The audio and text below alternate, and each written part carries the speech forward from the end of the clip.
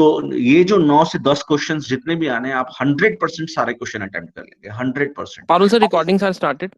Recording is, So yes, you can start. ठीक है, so our topic of discussion is SQL single table DQL, so we'll start it accordingly. ठीक है, meanwhile let's start with the topics.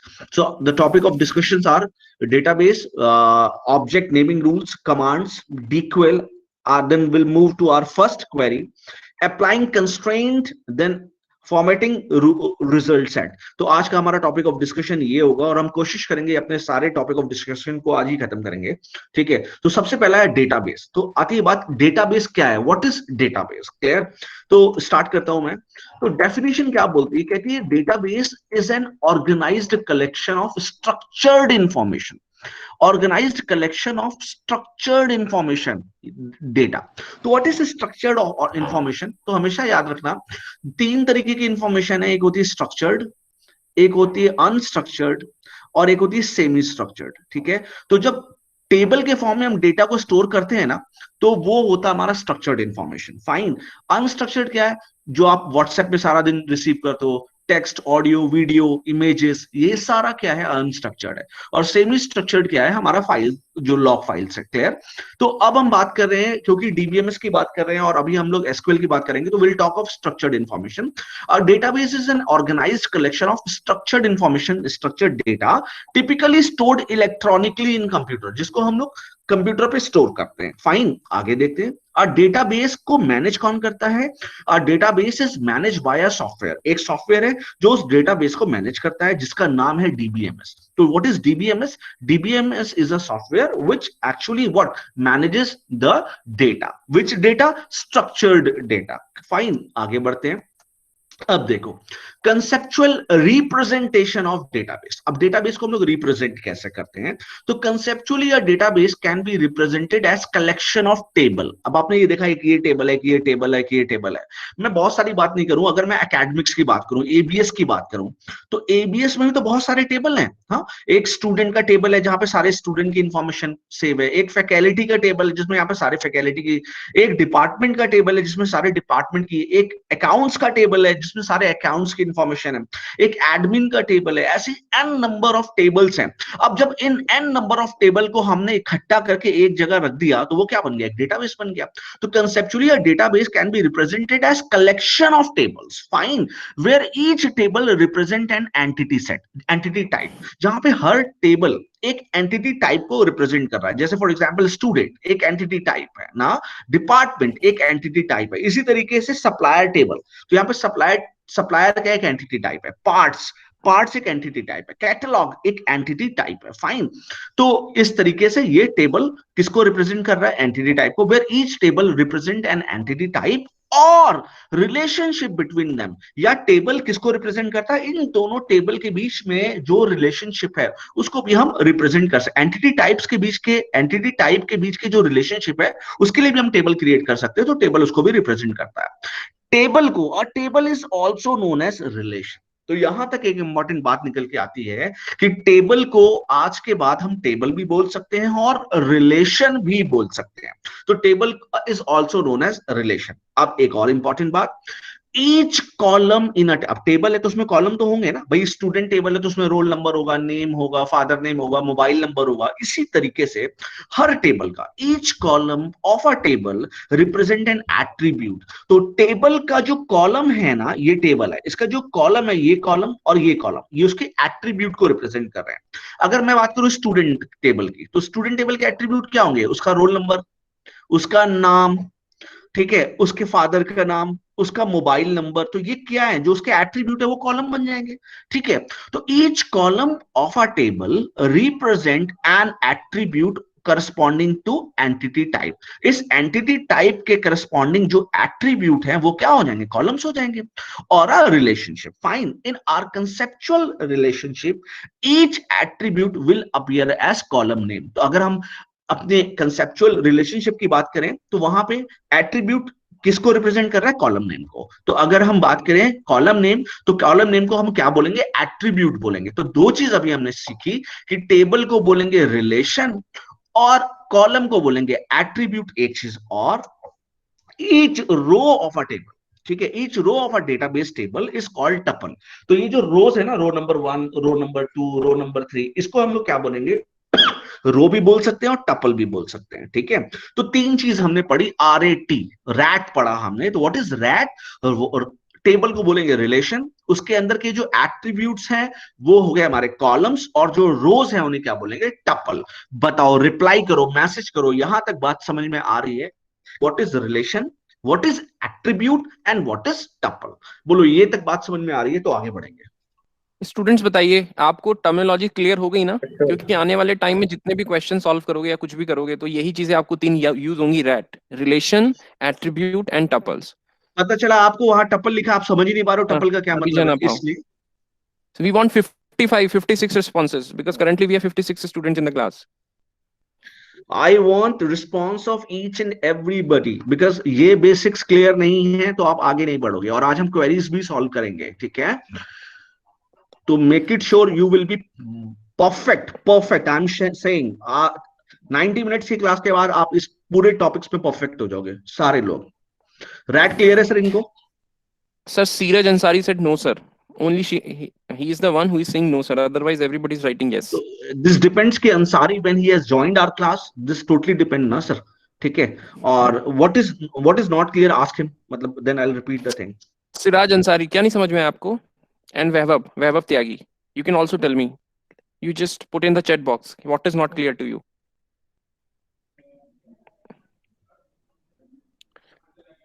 Siraj and Vaibhav.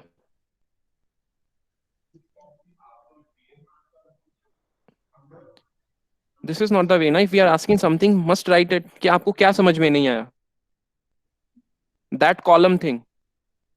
Column, देखो सिराज, सिराज आप एक student हो ना, ठीक है, तो आप स्टूडेंट हो मतलब आप एक, इसको बोलते हैं entity type.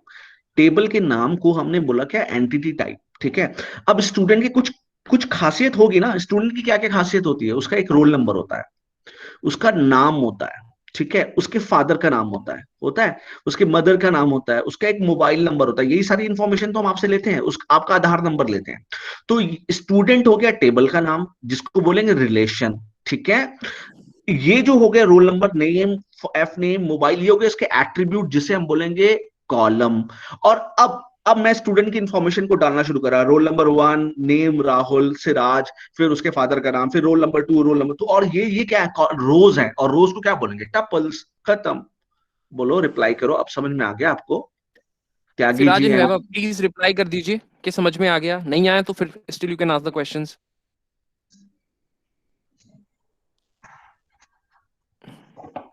Siraj is saying yes, sir. And what about Vaibhav? Clear Vaibhav sir. एक पारुल सर, एक चीज बस। Students, I just want to tell you कि मैं अभी चैट पे बहुत एक्टिव रहूंगा। What questions you have you can put in the chat box and side by side I can also reply it. Sure? Yes Parul sir, go ahead. Please, okay, thank you so much. अब हम आगे बढ़ते हैं, अब हम देखते हैं primary की और की एट्रीब्यूट। अब ये प्राइमरी की क्या है? ठीक है, सबसे इंपॉर्टेंट बात मैं बताता हूं, क्या हुआ ना, एबीएस इंजीनियरिंग कॉलेज के बाहर, एबीएस इंजीनियरिंग कॉलेज में एक सेंटर पड़ा, एक सेंटर पड़ा किसी एग्जामिनेशन का। ठीक है, यहां पे सपोज करो एक सेंटर पड़ा एसबीआई के पेपर का, स्टेट बैंक ऑफ इंडिया ने एक पेपर कंडक्ट करा है, उनका एक सेंटर पड़ा। तो अब यहाँ पे जब सेंटर पड़ा तो क्या हुआ, अब यहाँ पे बहुत सारे बच्चे आए, मैं एक टेबल बना लेता हूं। तो यहाँ पे नेम लिखा मैंने, और मैंने लिखा उनका सिटी लिखा, और मैंने उनका लिखा मान लो फादर नेम लिखा, और मैंने मान लो कुछ और एक कोई और कॉलम ले दिया। ठीक है, हुआ क्या, जब पेपर 3 घंटे बाद खत्म हुआ तो एक बच्चे ने, एक जो स्टूडेंट था, उसने क्या किया, किसी एक दूसरे स्टूडेंट का मोबाइल लेके भाग गया। अब वो जब मोबाइल, इस स्टूडेंट का, इस बंदे ने मोबाइल लेके भाग गया। जब ये भाग रहा था, भागते भागते इस बंदे का एडमिट कार्ड गिर गया, तो इस वाले बच्चे ने इसका एडमिट कार्ड उठाया, और उसके एडमिट कार्ड में लिखा हुआ था राहुल। तो ये बंदा एबीएस कॉलेज के अंदर आता है और बोलता है, सर एक बच्चा मेरा मोबाइल लेके भागा है, इसको मैंने पकड़ तो नहीं पाया, लेकिन इसका इसका नाम राहुल है, तो सर बताइए, इसकी इंफॉर्मेशन दीजिए मुझे। तो जब वो यहाँ पे क्या 1000 बच्चे आए थे, जब यार 1000 बच्चे आए तो उन्होंने चेक किया यहाँ पे तो राहुल नाम के 50 बच्चे थे। अब राहुल को कैसे आइडेंटिफाई करें भाई, कौन सा राहुल कौन ले गया, सब तो चले गए भाई, अब कैसे आइडेंटिफाई करें। तो इसका मतलब इस टेबल में कोई भी ऐसा कॉलम था ही नहीं जिसकी मदद से हम उस राहुल को यूनिकली आइडेंटिफाई करें जिसने चोरी की है, ठीक है, या जो सामान लेके भागा। तो क्या हुआ, यहां पे एक कमी महसूस हुई कि भाई अब उस राहुल को कैसे पकड़ा जाए। इसलिए एक कॉलम और जोड़ा गया जिसका नाम था रोल, ठीक है। अब इस कॉलम को और जोड़ा गया, इसका नाम था रोल, ठीक है। अब आपको ये बात तो पता है, आपकी क्लास में अभी जितने भी 50-55 जितने भी बच्चे हैं, कोई एक ऐसा बच्चा है जिनके दो लोगों के रोल नंबर सेम है? पॉसिबल ही नहीं है। दो लोगों के मोबाइल नंबर भी सेम नहीं होते, आधार नंबर भी सेम नहीं होते, लेकिन क्योंकि हम आए हैं क्या पेपर देने, तो हमारे पास क्या होगा, हमारे पास तो होगा भाई एडमिट कार्ड। अब उस लड़कियों को एडमिट कार्ड मिला जिसमें लिखा था रोल नंबर 0278। अब ये बच्चा जब यहाँ पे जाएगा ना और बोलेगा सर ये 0278 वाला राहुल नाम का बच्चा मेरा ले गया, तो अब वो पूरी हिस्ट्री निकाल के रख देंगे एग्जाम सेंटर वाले कि हाँ ये बच्चा, इसके पापा का नाम ये, इसकी सिटी ये बच्चा है। तो अब आपको समझ में आया कि उस कॉलम का महत्व, इस कॉलम की इस कॉलम की जो खूबसूरती है कि इस कॉलम की वजह से आप टेबल के पूरे रो को यूनिकली आइडेंटिफाई कर पा रहे हो। अगर ये रो नहीं था तो वहां पे राहुल नाम के 50 बच्चे थे, आप किस राहुल को ढूंढ रहे हो मुझे पता नहीं चल रहा था। तो यही होता है प्राइमरी की। व्हाट इज प्राइमरी की? द कॉलम, वो column of a table, table का, दैट यूनिकली, जो यूनिकली डिटरमाइन करे ईच टपल, टपल मतलब रो को, of a table is called primary key of a table. बोलो, इससे अच्छा नहीं समझा सकता था आपको प्राइमरी की क्या होती है। प्राइमरी की क्या होती है? वो कॉलम जिसकी मदद से हम टेबल के किसी भी रो को यूनिकली आइडेंटिफाई कर दे, भले ही 50 राहुल हो लेकिन उसका रोल नंबर तो अलग ही होगा। तो बोलो बच्चों, रिप्लाई करो, ये बात समझ में आ गई या नहीं समझ में आई? रिप्लाई करो भाई। Please write in the chat box.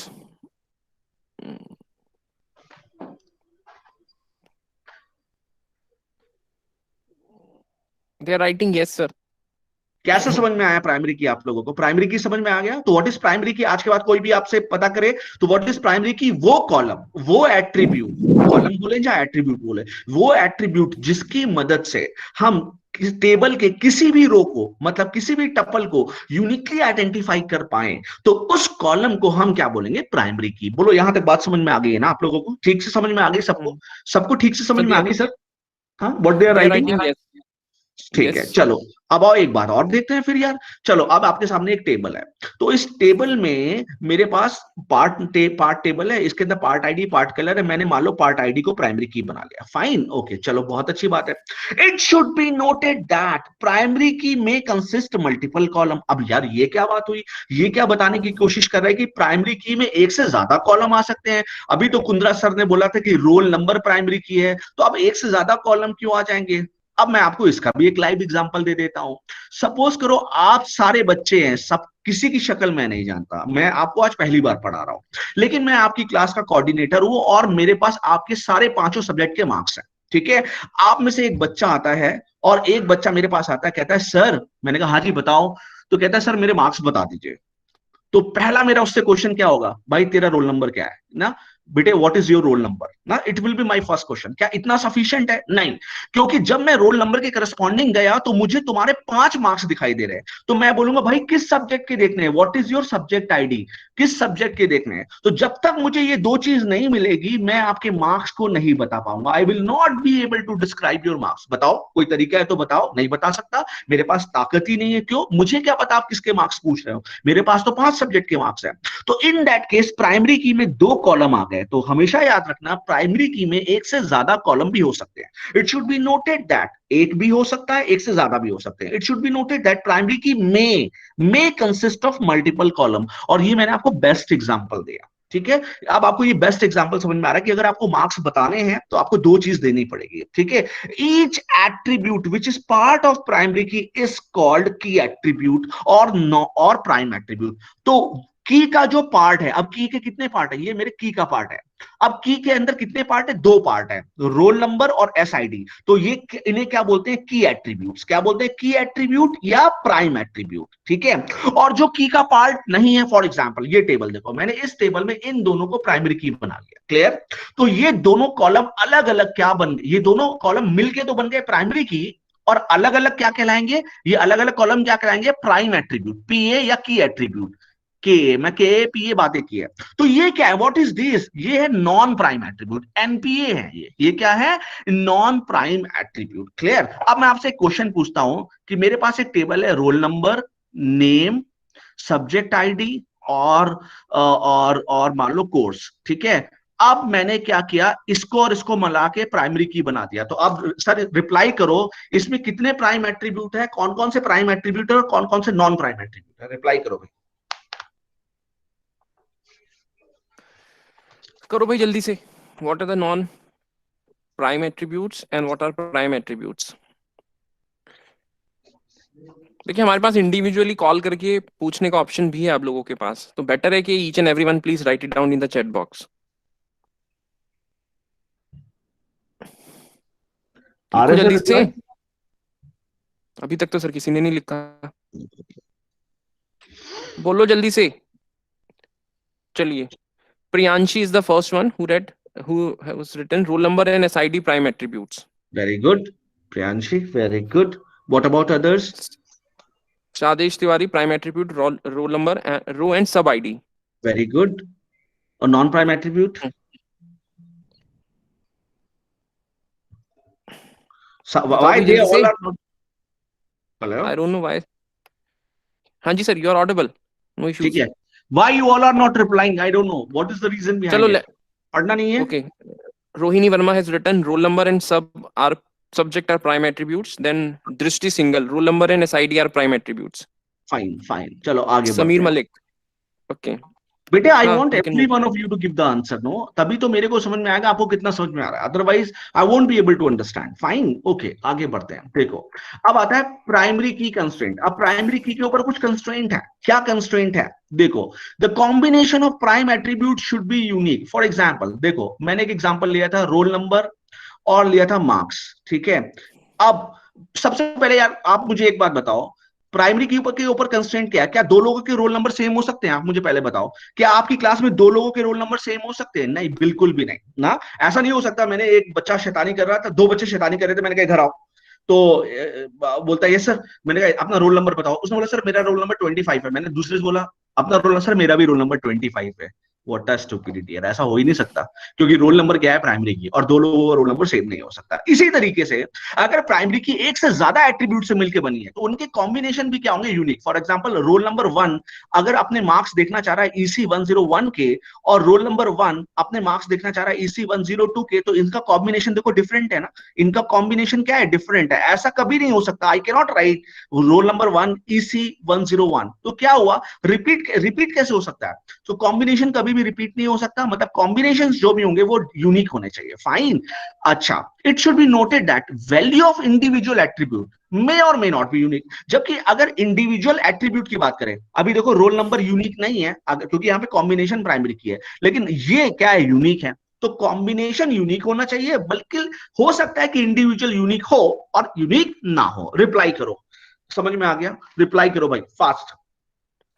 आप लोगों को ये कॉम्बिनेशन समझ में आया जो सर ने भी बताया रोल नंबर और मार्क्स में, कि क्या यूनिक हो सकता है क्या नहीं हो सकता। ये बहुत इंपॉर्टेंट चीज है। प्राइमरी एट्रीब्यूट हुआ, की एट्रीब्यूट हुआ, बहुत ज्यादा इंपॉर्टेंट है। हम लोग हमेशा इसमें फंसी से रहते हैं, लेकिन ये है कि राइट टाइम में आप लोगों को क्लियर करने का। बताओ भाई बेटे, समझ ऐसे में आ नहीं रहा है? आप लोग 4-5 लोग ही लिख देते हैं यस सर यस सर। कितने स्टूडेंट है, 67 स्टूडेंट्स हैं, बाकी सब क्या कर रहे हैं? सारे लोग टाइप करो कि की एट्रीब्यूट समझ में आ गया। दे राइटिंग यस। ठीक आई है, थिंक क्लियर है, हमें आगे बढ़ना चाहिए। यस। बहुत इजी है बेटे, बहुत इजी है। और बहुत ध्यान से समझो ये सारी चीजें, आप समझो दो चीज मैं बता रहा हूं आपको, ये चीज आप अपने पहले तो आप अपना बेस क्लियर करोगे तभी बड़े क्वेश्चन सॉल्व कर पाओगे। दूसरा, ये सारी चीजें इंटरव्यू में पूछी जा सकती हैं आपसे, क्लियर। तो आपको दो दो पार्ट हम क्लियर करा रहे हैं आपका। होगा। क्लियर, आगे बढ़ते हैं। None of the prime attribute should be null, simple सी बात है, और कोई भी प्राइम एट्रीब्यूट नल नहीं होना चाहिए। और फिलहाल एक सिंपल सी बात है ना, अगर मैंने किसी को बुलाया, शैतानी कर रहा है, मैंने बोला और भाई तुम्हारा रोल नंबर क्या है, बोला सर मेरा रोल नंबर तो नल है, ऐसा हो सकता है क्या? नहीं। और इनका कॉम्बिनेशन भी क्या हो, नल नहीं होना चाहिए। फाइन, ओके, आगे बढ़ते हैं। Each table can have only one primary key, very very important। एक टेबल में सिर्फ एक ही प्राइमरी की होगा। प्राइमरी की में एक से ज्यादा एट्रीब्यूट हो सकते हैं, बट प्राइमरी की एक ही होगा। मतलब ऐसा नहीं हो सकता कि एक टेबल में, मैंने बनाया एक टेबल, ठीक है, और इस टेबल पे ऐसा नहीं हो सकता, मैंने कहा भाई ये दोनों कॉलम भी प्राइमरी की है, ये वाला कॉलम भी प्राइमरी की है, और ये वाला, नो नो नो, ऐसा नहीं हो सकता। एक टेबल में सिर्फ एक ही प्राइमरी की होगा। हाँ, एक प्राइमरी की में एक से ज्यादा एट्रीब्यूट हो सकते हैं, वो पॉसिबल है, बट लेकिन प्राइमरी की एक ही होगा। बोलो ये बात समझ में आई? ये भी बहुत सॉलिड क्वेश्चन है कि क्वेश्चन कहां पे आपको फंसाया जा सकता है। क्या टेबल में एक से ज्यादा प्राइमरी की हो सकते हैं, या एक प्राइमरी की में एक से ज्यादा एट्रीब्यूट हो सकते हैं? हाँ सर, प्राइमरी की में एक से ज्यादा एट्रीब्यूट हो सकते हैं, बट टेबल में एक ही प्राइमरी की होगी। बोलो ये बात समझ में आई? रिप्लाई करो सब लोग। I want reply. मैं बिल्कुल जगा के रखने वाला हूँ, सोने नहीं देने वाला किसी को। और हम रैंडम क्वेश्चन पूछने वाले हैं, ठीक है? Will ask a random questions. They are writing yes. Fine. Not all, but yes, 10 or only 10 or 12 students are there in the class who are actively participating, So in that case and we what can will count on the tips. what we'll do, we'll ask them a question personally, no? Yeah, Otherwise, sure. it will be a problem for us, because we are working hard, and if they are not getting, then it's of no use, no? ठीक है, तो we'll ask them personally now. Let's see, and if they'll not reply, we'll no take them out of the meeting, no? आगे देखते हैं। अब आती है बात फॉरेन की। अब आता है सेकंड सबसे वेरी इंपॉर्टेंट टॉपिक, फॉरेन की। तो अभी तक हमने पढ़ा प्राइमरी की क्या होता है, तो मैंने बताया, फिर से मैं आपको रिवाइज कराता हूं। प्राइमरी की क्या होता है? वो कॉलम, द एट्रीब्यूट, वो कॉलम जिसकी मदद से हम टेबल के किसी भी टपल को यूनिकली आइडेंटिफाई कर पाए, या इंग्लिश में हम बोले, प्राइमरी की is an attribute which uniquely identify tuple of a table. Fine, तो ये हो गई प्राइमरी की डेफिनेशन। तो व्हाट इज फॉरेन की? तो फॉरेन का मतलब ये हो रहा है ना, कहीं दूर की बात हो रही है फॉरेन की। तो हमेशा याद रखना, जब हम फॉरेन की बात करें तो टेबल एक से ज्यादा हो जाएंगे। अब टेबल क्या हो जाएंगे? एक से ज्यादा हो जाएंगे। अब एक से ज्यादा टेबल हो जाएंगे। फाइन, अब देखो, तो अब टेबल जब एक से ज्यादा हो जाएंगे, तो उनके बीच में जब रिलेशन स्टैब्लिश करेंगे, तो हम फॉरेन की का कंसेप्ट लाएंगे। फॉर एग्जांपल देखो, टपल्स ऑफ टू टेबल, एक टेबल का टपल ये है, टपल मतलब रो, एक टेबल का टपल ये है। Fine, okay. Tuple of two table में बी रिलेटेड, इन दोनों के बीच में हम लोग रिलेशन स्टैब्लिश कर सकते हैं। Fine, okay. The relationship between the related tuple can be recorded in following two ways. अब दो तरीके से इनके बीच में रिलेशनशिप बना सकते हैं। पहला तरीका, the primary key of either of the table can be copied to other table. एक काम तो ये कर सकते हैं, मान लो ये टेबल है, इसका प्राइमरी की कॉलम है, मान लो ये रोल नंबर है ना, ये रोल नंबर इसका कॉलम है, मैंने क्या किया, इसको उठा के इस टेबल में कॉपी कर दिया, तो रोल नंबर यहां पे भी आ गया। तो क्या हुआ, इस टेबल में ये तो है प्राइमरी की, लेकिन दूसरे टेबल जहां पे कॉपी किया, वहां क्या बन गया? फॉरेन की। पहले रिप्लाई करो, ये बात समझ में आ रही है? मैंने क्या बोला, दो टेबल के बीच में रिलेशन स्टैब्लिश करना है, तो उसके दो तरीके। पहला तरीका क्या है कि किसी भी एक टेबल से उसकी प्राइमरी की उठाओ और दूसरे टेबल पे कॉपी कर दो। तो इस समय दोनों टेबल में एक रिलेशन स्टैब्लिश हो गया। क्या? दोनों टेबल में एक कॉमन कॉलम आ गया। तो इसको हम बोलेंगे, वो पहले टेबल में तो कहलाएगा प्राइमरी की, जहां से उठाया, और जहां पे कॉपी किया वहां पे बन जाएगा वो फॉरेन की। बोलो, रिप्लाई करो, यहां तक बात समझ में आ रही है? सर देखो, रिप्लाई कर रहे हैं बच्चे, नहीं तो They are writing yes. नहीं तो किसी एक पर्टिकुलर बच्चे को उठा के पूछ लो। नहीं, लिख रहे हैं, they are writing yes. Very अभी गुड, कुछ नए नाम भी आए हैं जिन्होंने पहले नहीं किया था। Very good. ठीक है मेरे बच्चों, बहुत प्यार से समझाऊंगा, एक एक कंसेप्ट और क्रिस्टल क्लियर पारुल हो सर, जाए। एक चीज और क्लियर कर देते हैं, एक चीज हाँ, ये क्लियर कर देते हैं कि जितने भी टाइम तक आपकी एसक्यूएल क्लासेस चलेंगी, तो यही पैटर्न रहेगा। You have to be very very active. It's only because of your benefit. Fine.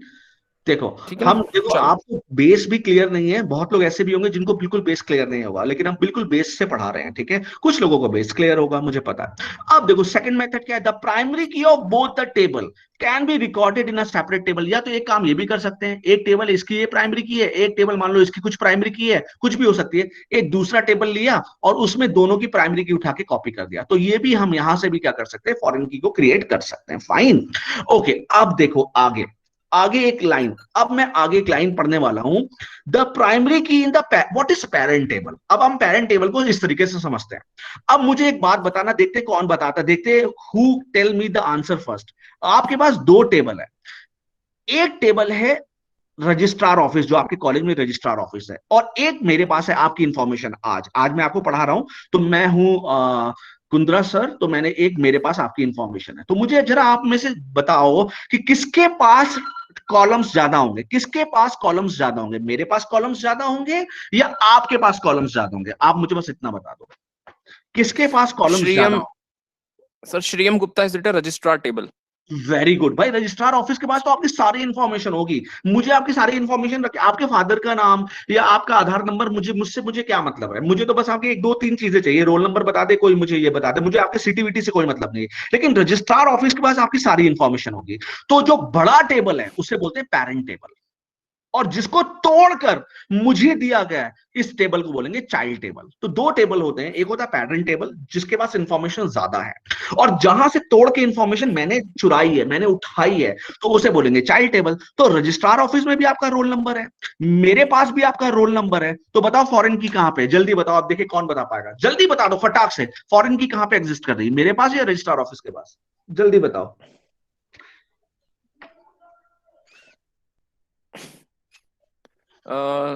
Student are writing Kundra sir table and somebody is writing sir के पास. हाँ ठीक है, गुड, वेरी गुड, अब आप समझ गए। ठीक है, अच्छा, बहुत इंपॉर्टेंट। अब देखो, अच्छा आप मुझसे मुझे एक बात बताओ, देखो ध्यान से बताना, कितनी प्यारी चीज बता रहा हूं आपको। आप देखो कितना अच्छा से आपको समझाऊंगा एक चीज। मैंने एक यहाँ पे एक चीज लिखी थी, यहाँ पे मैंने एक चीज लिखी हुई है कि क्या करें, पहले टेबल की प्राइमरी की उठा के दूसरे टेबल में कॉपी कर दे। तो यहाँ की प्राइमरी की उठा के मैंने यहाँ पे कॉपी कर दी। मान लो रोल नंबर 25 यहाँ पे है और यहाँ पे रोल नंबर 25 नहीं है। क्या ऐसा पॉसिबल हो सकता है? जल्दी को देखिए कौन बताता है कि रोल नंबर 25 मेरे पास तो है लेकिन रजिस्ट्रार ऑफिस में नहीं है। क्या ऐसा पॉसिबल है? क्या ऐसी फॉरेन की एग्जिस्ट हो सकती है कभी? रिप्लाई करो भाई। जल्दी से लिखो. They are writing no. बिल्कुल नहीं हो सकता है यार, क्योंकि व्हाट इज फॉरेन की, जिसकी खुद की वैल्यू दूसरे टेबल की प्राइमरी की से आ रही है। मैं खुद किसी पे डिपेंडेंट हूं, मतलब मेरे पास वैल्यू और रजिस्ट्रार ऑफिस के पास नहीं, तो ऐसा कैसे हो सकता है? ऐसा तो पॉसिबल ही नहीं है, ये तो हो ही नहीं सकता। क्लियर, वेरी गुड, फाइन, बहुत अच्छा। तो the primary key in the parent table is referred as primary key and it is referred as foreign key in the child table. वो सब बता चुका हूं मैं आपको, यहाँ पे बस आप सब फॉर्मेलिटीज रह गई है। फाइन, अब देखो ये आपके पास टेबल्स हैं, अब मैं इनको मिटा दे रहा हूं, और अब आप देख लो। अब आप यहाँ पे देख लो, आप मान लो कोई एक टेबल है, जैसे मान लो ये सप्लायर, मैंने इसको मास्टर मान लिया और इसको चाइल्ड मान लिया, यहां से सप्लायर आईडी उठा के यहाँ पे कॉपी कर दिया। फाइन, तो यहाँ पे भी 1 2 101 102 103 104 है, यहाँ पे भी इसके अलावा कुछ भी नहीं। फाइन, ऐसा कुछ भी हम एक एक तरीका मान लेते हैं ना। ये पार्ट आईडी है, यहाँ पे हमने पार्ट आईडी कर दी कॉपी, तो यहाँ पे वो प्राइमरी की बन गया और यहाँ पे वो फॉरेन की बन गया ना। तो एक अगर हिंदी में शाब्दिक अर्थ में बोले, फॉरेन की वो जिसकी वैल्यू किसी टेबल के प्राइमरी की से आ रही है ना, उसका फुल डिपेंडेंसी है दूसरी टेबल की प्राइमरी की पे। तो चाइल्ड टेबल में वो बन जाएगी फॉरेन की, और मास्टर टेबल में वो कॉलम बन जाएगा प्राइमरी की। फाइन, आगे बढ़ते हैं। तो मैंने बहुत ही अच्छी तरीके से पूरी कोशिश के साथ आपको अच्छे से समझाने की कोशिश की कि भाई प्राइमरी की क्या है और फॉरेन की क्या है। अब आगे बढ़ते हैं। अच्छा, अब आती है बात, स्कीमा क्या है। Schema of a database table, देखो ये सारे टर्म्स आपको याद होने चाहिए। Schema collectively represent the following property of a table. Schema क्या है? टेबल की प्रॉपर्टीज को रिप्रेजेंट करता है। स्कीमा क्या है? Schema collectively represent properties of table. मतलब क्या? नेम ऑफ टेबल, टेबल का नाम क्या है, कॉलम के नाम क्या है उस टेबल के अंदर, उनके डेटा टाइप्स क्या क्या है ना भाई। हर एक चीज का तो एक डेटा टाइप होगा ना। रोल नंबर, मान लो हमने यहाँ पे रोल नंबर सारे इंटीजर ले रखे हैं, तो रोल नंबर का डेटा टाइप क्या है? इंटीजर या नंबर। नेम कैसा हो सकता है? नेम, नेम होगा कैरेक्टर टाइप। और डेट ऑफ बर्थ क्या होगी? डेट ऑफ बर्थ में डेट ही तो आएगी, तो डेट ऑफ बर्थ का डेटा टाइप क्या होगा? डेट ना। तो स्कीमा क्या होता है? स्कीमा में क्या क्या चीजें होती है? टेबल का नाम क्या है, कॉलम का नाम क्या है, कॉलम का डेटा टाइप क्या है, और कंस्ट्रेंट क्या क्या है। कंस्ट्रेंट मतलब क्या क्या कंस्ट्रेंट लगा रखे हैं। अब कंस्ट्रेंट क्या लगा के, उसका भी एग्जांपल ले लो भाई। कंस्ट्रेंट का क्या मतलब है? जैसे मैंने कहा मुझे एक टेबल बनाना है, मुझे एबीएस के उन बच्चों का टेबल बनाना है जो बच्चे वोट डाल सकते हैं। मुझे एबीएस के वो बच्चों का टेबल बनाना है जो बच्चे वोटिंग कर सकते हैं। तो कंस्ट्रेंट क्या हो गया कि भैया मैंने यहां पे लगा दिया age should be greater than 18। Check constraint मतलब एक एज नाम का कॉलम बनाया और ये कंस्ट्रेंट होता है, आगे पढ़ाएंगे हम आपको।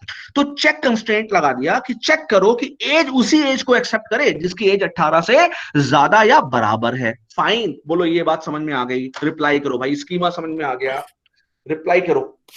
Are we clear with the schema part? What is the schema of a database table? Okay. कितने लोग रिप्लाई कर रहे हैं सर, और कितनी स्ट्रेंथ अभी है तो अब सर 10 हमारे? या 12 बच्चों ने लिखा है यस। बाकी लोग क्यों रिप्लाई नहीं कर रहे हैं? बताओ भाई जल्दी से। Okay, number of responses are increased now. I think ठीक, सबको क्लियर है। चले आगे बढ़ते, वेरी गुड बच्चों, वेरी गुड। अब हम देखो सेकंड टॉपिक के ऊपर बढ़ रहे हैं, और ऑब्जेक्ट नेमिंग रूल। आप सबने सी लैंग्वेज पढ़ी है, मुझे पता है। तो एक बात बताओ, जब सी लैंग्वेज पढ़ रहे होते तो वहां पे क्या आइडेंटिफायर्स के नाम आप कुछ भी रख सकते हो? नहीं, आइडेंटिफायर के नाम के ऊपर कुछ कंस्ट्रेंट है ना। ठीक इसी प्रकार से ऑब्जेक्ट नेमिंग रूल्स के ऊपर भी कुछ कंस्ट्रेंट है कि भाई टेबल का नाम कैसे रख सकते हैं, कॉलम के नाम क्या क्या रख सकते हैं, क्या रख सकते हैं, क्या नहीं रख सकते, कितने बड़े रख सकते हैं, कितने छोटे रख सकते हैं, ये आती है बात। The rules of naming database object. Object क्या हो सकते हैं? टेबल हो सकता है, टेबल के कॉलम हो सकते हैं, व्यूज, एक व्यू भी होता है ना, ये सब पढ़ेंगे आप लोग। प्रोसीजर्स भी होता है ना, ट्रिगर्स भी, सारी चीजें होती हैं। तो अब आप लोग ये सारी चीजें पढ़ेंगे अगर, तो उसमें क्या है कि टेबल का नाम क्या रख सकते हैं, कॉलम के नाम क्या रख सकते हैं, क्या रूल्स क्या है। तो उसके ऊपर रूल, पहला rule, the name of database object, in object मतलब ये सारे, can contain only alpha numeric and some special character. मतलब किसी का भी अगर नाम रखना है तो उसमें अल्फा न्यूमेरिक भी आ सकता है और स्पेशल कैरेक्टर भी आ सकते हैं। अल्फा स्पेशल कैरेक्टर में एट द रेट, ये सब फला और सारी चीजें। दूसरी चीज, the name of database object must begin with alphabet. मतलब अगर आपको एक टेबल बनाना है ना, एक डेटाबेस का ऑब्जेक्ट टेबल ही बनाना है मान लो, तो टेबल का नाम आप स्टूडेंट बना रहे, तो टेबल का नाम है वो अल्फाबेट से शुरू होगा, नंबर से नहीं शुरू हो सकता, वन स्टूडेंट नहीं बन सकता, देखो लिखा है। और underscore can not begin with numerical और एनी स्पेशल कैरेक्टर। आप ऐसे स्टूडेंट नहीं बना सकते हो एट द रेट, ऐसे टेबल का नाम नहीं लिख सकते हो at the rate student, no, आप ये नहीं देख सकते हो। आप अंडरस्कोर स्टूडेंट बना सकते हो, बिल्कुल आइडेंटिफायर जो आपने पढ़ा था, बिल्कुल वही कंसेप्ट है। तो ये करेक्ट है, ये करेक्ट है, ये गलत है, ये गलत है। फाइन, बोलो बच्चों यहां तक बात समझ में आ गई? रिप्लाई करो भाई, यहां तक बात समझ में आ गई? सब लोग रिप्लाई करो कि नेमिंग रूल समझ में आ गया होगा मेरे ख्याल से, कोई बहुत बड़ी चीज नहीं है। Only one student has written Ayush Sharma. No, sir. Otherwise, we are getting yes as a response till sir इसमें time. तो मुझे क्या समझ में नहीं आया, इसमें तो कुछ समझाने वाली बात हाँ नहीं थी, बस इसको तो बस पता करना है। आइडेंटिफायर आयुष आयुष, आपने पढ़ा होगा ना सी क्या नहीं लैंग्वेज? समझ में आया आयुष, बताइए बेटा।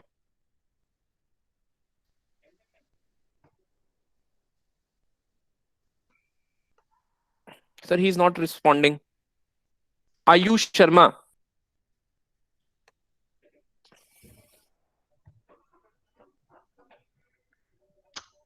We चलें can move आगे। ahead, sir.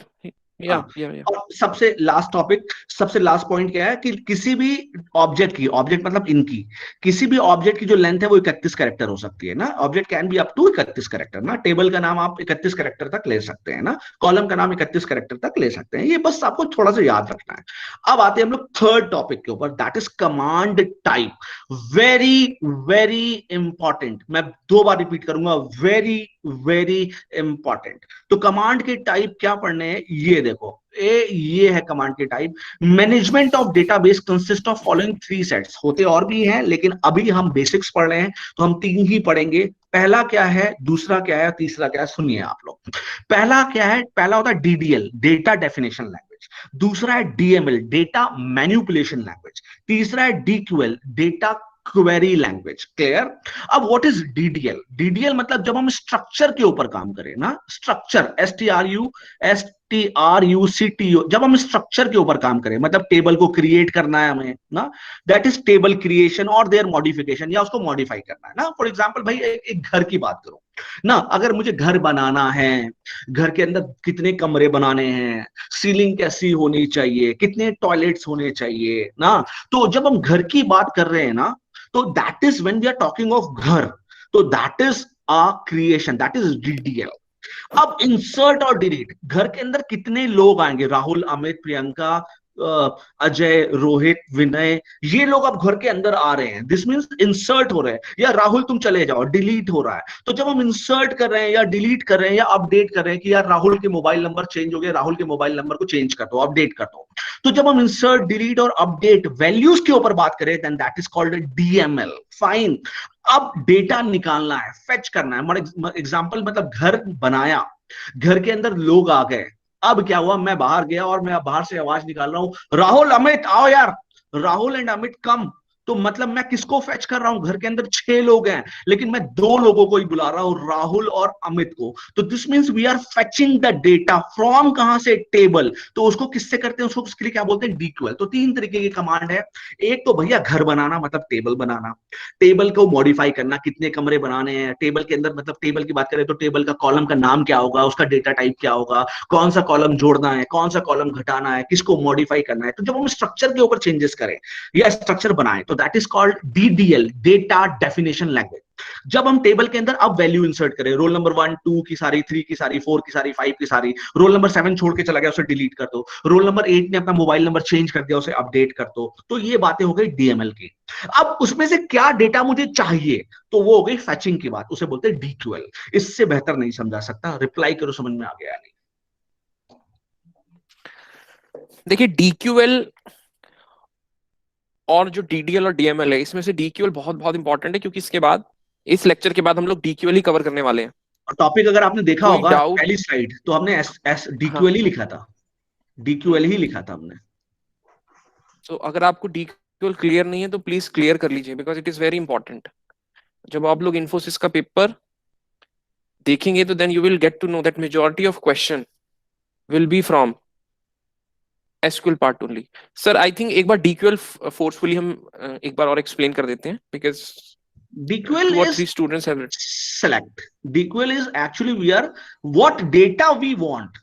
फेच करना है, डेटा निकालना है मुझे, किसमें से, टेबल के अंदर से ना। टेबल है ये, मान लो टेबल है, ठीक है। अब मैं टेबल बना देता हूं ना, यहाँ पे रोल नंबर है, ये नेम है, ये सिटी है, और ये फादर नेम है और मोबाइल नंबर है।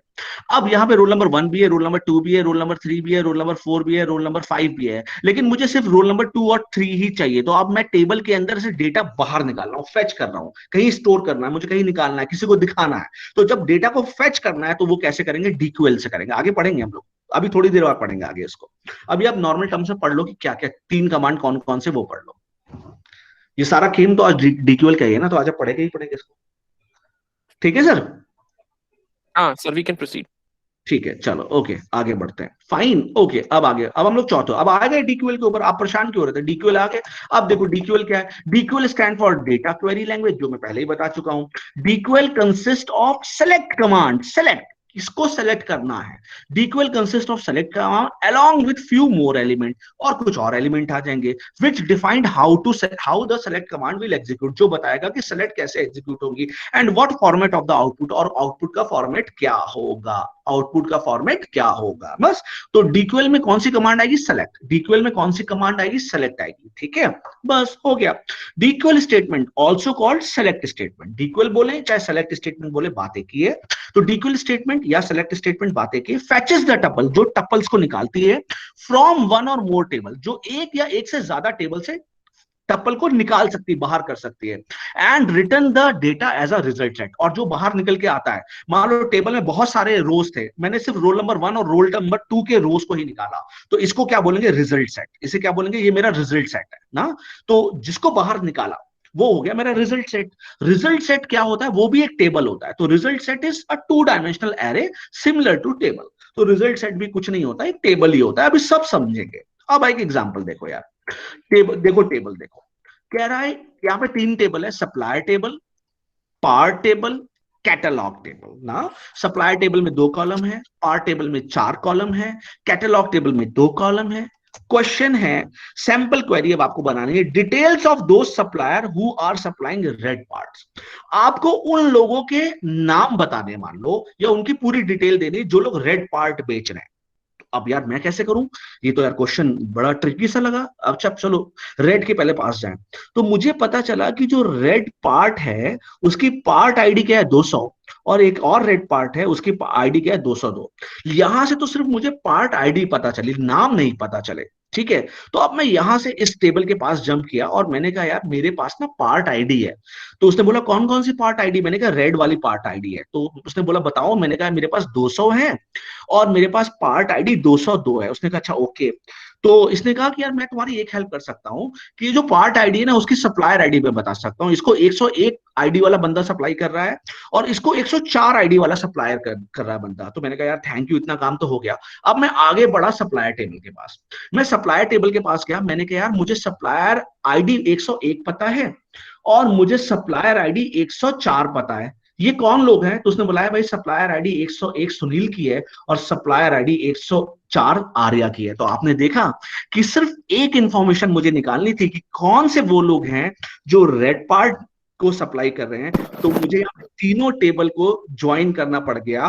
तो यही मैंने आपको थोड़ी देर पहले, अगर आपने मेरी बात को ध्यान दिया होता, तो मैंने यहाँ पे लिखा था कि सेलेक्ट एक टेबल पे भी काम कर सकता है और एक से ज्यादा टेबल पे भी काम कर सकता है।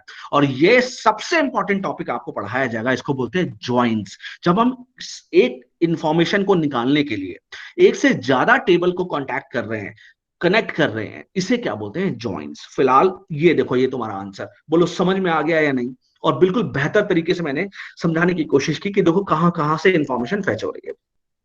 सर रिप्लाई देख लीजिए प्लीज। हाँ, बच्चे लिख रहे हैं यस। और एक एक एक चीज और है स्टूडेंट्स के, अभी आप ये मत ध्यान दीजिएगा कि ये पीछे या बैकएंड पे ये टेबल आपस में मर्ज कैसे हुए हैं, क्योंकि वो हम आपको डिटेल में पढ़ाएंगे। आगे सिर्फ पढ़ाएंगे आपको सर। अभी यहाँ अवेयर कराने का लॉजिक है कि मल्टीपल टेबल्स को ज्वाइन करके भी रिजल्ट सेट निकाला जा सकता है। So that is the only agenda of this slide. Don't get fine. Confuse कि कैसे हुआ, दैट वी हाँ विल डिस्कस वहां इन में ग्रेट डिटेल। क्वेरी वेरी नहीं कर रहे हैं अभी, हम आपको सिर्फ एक दिखा रहे हैं सिनेरियो क्या बन रहा है, कैसे कैसे चीजें कनेक्ट हो रही हैं। ठीक है, समझ में आ रहा है बच्चों, समझ में आ रहा है? हाँ, दे आर राइटिंग यस। अच्छा एक आ तो रिप्लाई रहा है, करो, लेकिन कैसा मुझे नहीं समझ में आ लगता रहा है? कि एवरीवन इज राइटिंग। अब मुझे बता दो भाई कैसा समझ में आ रहा है, अभी यहाँ तक समझ में आना चाहिए, कैसा समझ में आ रहा है लोगों को? सर देखो बच्चों को आप कैसा समझ में आ रहा है? you can put in either you can frame a sentence or you can give any हाँ मुझे any जानना any है कि you know आप लोगों को किस तरीके से keyword। समझ में आ रहा है। ओके, अभी तक 3 बच्चों ने लिखा है कि बढ़िया, and Ayush Sharma is written, अच्छा समझ आ रहा है sir. Okay, okay. The thing is कि आप लोग क्वेश्चंस भी, क्रॉस क्वेश्चनिंग भी कीजिए। अदरवाइज अगर आपको कोई डाउट है, वो किसी और स्टूडेंट का डाउट होगा, सो म्यूचुअल वो क्लियर अंडरस्टैंडिंग से वो डाउट भी क्लियर हो सकता है और इससे पूरी क्लास को एग्जैक्टली, हेल्प मिलेगी। Exactly okay, exactly. ठीक है, सो आगे बढ़े students are sir. Writing good, better. Thank you so much. और ये आपके लिए है, ठीक है, आगे बढ़ते हैं और बिल्कुल समझ में आ गया, एक एक चीज क्रिस्टल क्लियर हो जाएगी आपको। आगे बढ़ते हैं। अब हम चौथे, अब वही है जिसका हमें था इंतजार, वो घड़ी आ गई। और वो घड़ी क्या है? हमारी पहली क्वेरी ना। अब वो पहली क्वेरी क्या है? और फर्स्ट क्वेरी। अब हम उसी क्वेरी पे आ गए, तो हम पांचवें टॉपिक को अब कवर करने वाले हैं। पहला क्वेरी देखो भाई, क्वेरी कैसे करते हैं। ये टेबल है आपकी आंखों के सामने, यहाँ पे क्वेरी का जनरल फॉर्मेट क्या है? सेलेक्ट लिखेंगे, फिर वो कॉलम्स जो हमें चाहिए उनके नाम, डॉट डॉट डॉट का मतलब कि एक से ज्यादा कॉलम भी हो सकते हैं, लेकिन कॉलम उतने होंगे जितने टेबल में। ऐसा ना हो टेबल में 4 कॉलम आपने लगा दिए, 5 कॉलम, आप कह रहे हो सर आंसर ही नहीं आ रहा। भाई कैसे आ जाएगा यार? ऐसे थोड़ी होता है, मतलब कुछ भी थोड़ी होगा, मतलब यार वैसे ही कॉमन सेंस है भाई, जितने टेबल में कॉलम है उतने ही लगाए आप। ठीक है, फिर उसके बाद फ्रॉम, और फिर किस टेबल में से निकालने हैं। तो सिंटेक्स क्या है? सेलेक्ट, फिर किस कॉलम को आपको चाहिए उसका नाम दे दें आप, फिर फ्रॉम कहां से चाहिए और उस टेबल का नाम दे दें, तो बस आपका काम हो जाएगा। देखते हैं यार, इसको भी देखते हैं। देखो क्वेरी, सबसे पहली क्वेरी देखो, सेलेक्ट करना है। ठीक है जी, करना है। क्या सेलेक्ट करना है? Part ID. पार्ट आईडी क्या है भाई? पार्ट आईडी क्या है? कॉलम का नाम। ठीक है, कहां से सेलेक्ट करना है? पार्ट्स टेबल से। तो क्या होगा, जैसे मैं ये क्वेरी रन करूंगा तो ये इस टेबल की पार्ट आईडी वाला कॉलम सिलेक्ट हो जाएगा। ये देखो आंसर आ गया। तो ये जो आंसर है उसे क्या बोलेंगे? ये रिजल्ट सेट है मेरा ना, यही तो रिजल्ट सेट है। बोलो रिप्लाई करो भाई, यहां तक समझ में आ गया आप लोगों को? रिप्लाई करो भाई, यहां तक पहली समझ में क्वेरी आ समझ गया? आ गई आप लोगों को? Okay, they are writing yes.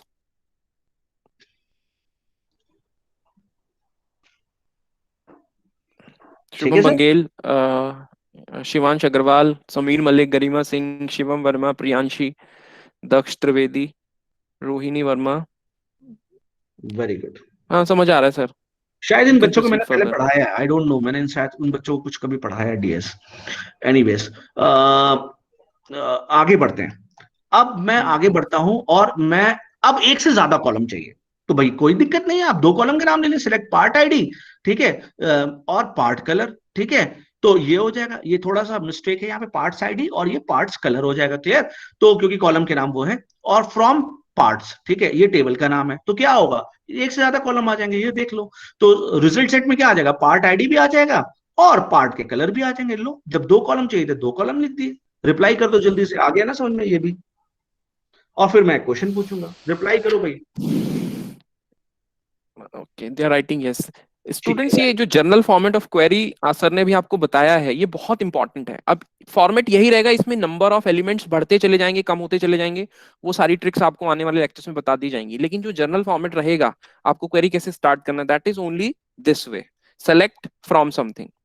ठीक है। ओके, अब ओके, वी कैन देखते प्रोसीड हैं, नाउ। एक क्वेश्चन मैं पूछता हूँ, देखते हैं कौन आंसर देता है। मुझे सारे कॉलम्स चाहिए, सारे। तो क्या लिखूंगा, देखिए किसी को तो पता होगा, मुझे पता है यहाँ पे किसी को तो पता होगा ये बात। चलो, सारे anyone, column, anyone of you. सारे कॉलम्स चाहिए क्वेश्चन समझ में आ गया? We मुझे, need to सारे fetch column. all the columns in one go. What relevant query we can execute for our for parts table? Daksh has written select parts. We have to okay. Siddharth has written select star from. Very good. Very good, very good. Daksh also very good. Amir has also written select star.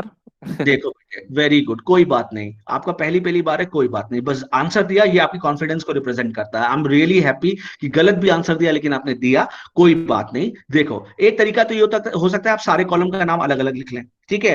और जब मुझे पता है कि मुझे table में से सारे कॉलम निकालने हैं, तो instead of writing all those, just right select star. What star is for all, all, सारे। स्टार का मतलब ऑल, सारे कॉलम निकाल लो। तो सेलेक्ट स्टार फ्रॉम पार्ट्स का मतलब ये आंसर आ जाएगा आपका। बोलो, यहां तक समझ में आ गया आप सबको? रिप्लाई कर दो अब सब लोग, अब सब लोग का रिप्लाई चाहिए सर हमें। कितनी स्ट्रेंथ है सर हमारी? सर स्ट्रेंथ कितनी है? हेलो, हेलो, हाँ सर, हेलो। हेलो। सर आवाज आ रही है हाँ, आपको मेरी? स्टूडेंट, हाँ, students are writing yes, they are writing yes. ठीक है, कितनी स्ट्रेंथ है सर हमारी? सर अभी 64 है। 64 है, ओके। या गुड। तो ये 64 कम हो रही है या बढ़ रही है या स्टैग्नेंट हो गई अब? सर स्टेगनेंट है, ठीक है, एक दो ऊपर नीचे हो रहा है, अदरवाइज स्टेगनेंट। ठीक है, चलो गुड, आगे बढ़ते हैं। अब देखो भाई, हम लोग पांचवे पे चले गए।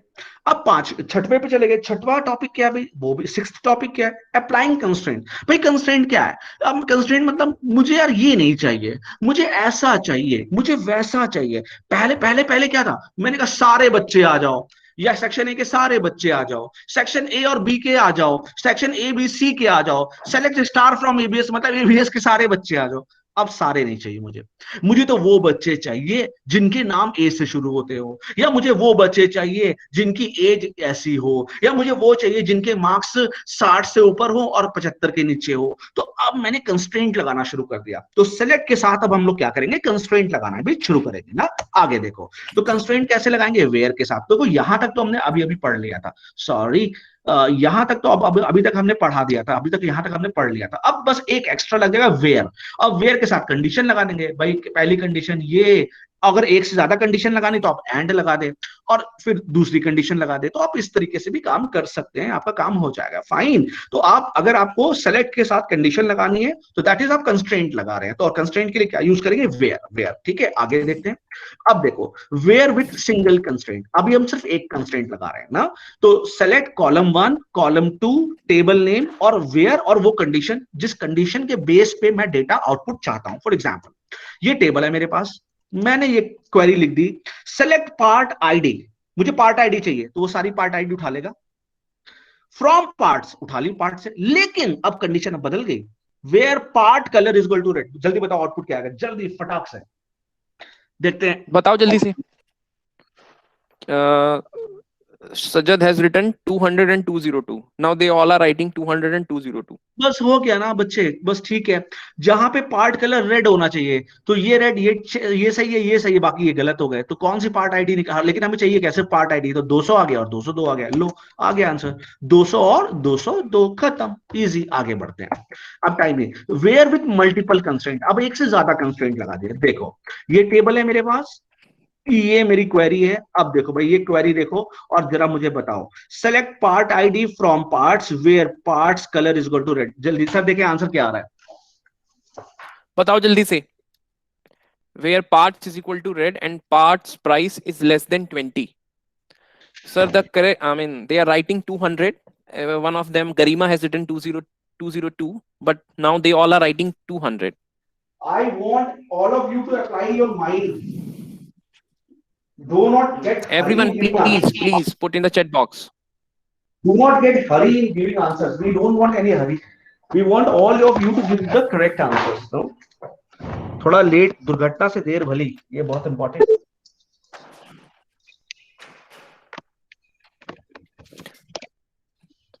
They are writing 200. Sir, give me a moment. No, sir. Just give me a Oh, moment. sure, no problem.